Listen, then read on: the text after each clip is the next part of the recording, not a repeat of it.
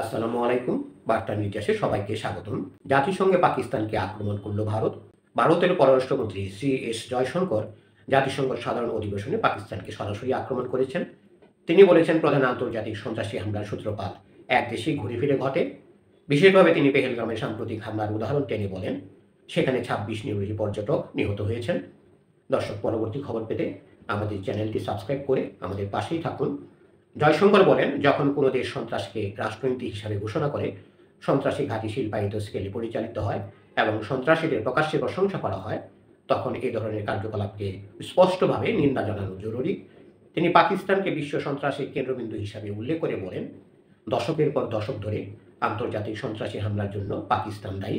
তিনি আরও বলেন, যারা সন্ত্রাসকে অর্থায়ন করে তাদের রুখতে হবে এবং সন্ত্রাসী কর্মকাণ্ডের পুরো ইকোসিস্টেমের উপর চাপ প্রয়োগ করা প্রয়োজন। জয়শঙ্কর ভারতের সন্ত্রাসবিরোধী পদক্ষেপ যেমন অপারেশন সিঁদুর প্রসঙ্গে বলেন, ভারত তার নাগরিকদের সুরক্ষায় সক্রিয় এবং সন্ত্রাসের সঙ্গে জড়িতদের ন্যায় বিচার করেছে। এবারের বক্তব্যের কয়েক ঘন্টা আগে ভারতের কূটনীতিক পেটাল গাহলট পাকিস্তানকে নিন্দা জানিয়ে বলেন, প্রধানমন্ত্রী শাহবাজ শরীফ সন্ত্রাসকে প্রশংসা করেছেন। তিনি বলেন, যদি ধ্বংস হওয়া রানওয়ে এবং পোড়া হ্যাঙ্গারকে পাকিস্তান বিজয় মনে করে, তাদের সেই আনন্দ উপভোগ করতে দেওয়া যায়। ধন্যবাদ সবাইকে এতক্ষণ ধরে আমাদের পাশে থাকার জন্য। পরবর্তী খবর পেতে আমাদের চ্যানেলটি সাবস্ক্রাইব করে আমাদের পাশেই থাকুন।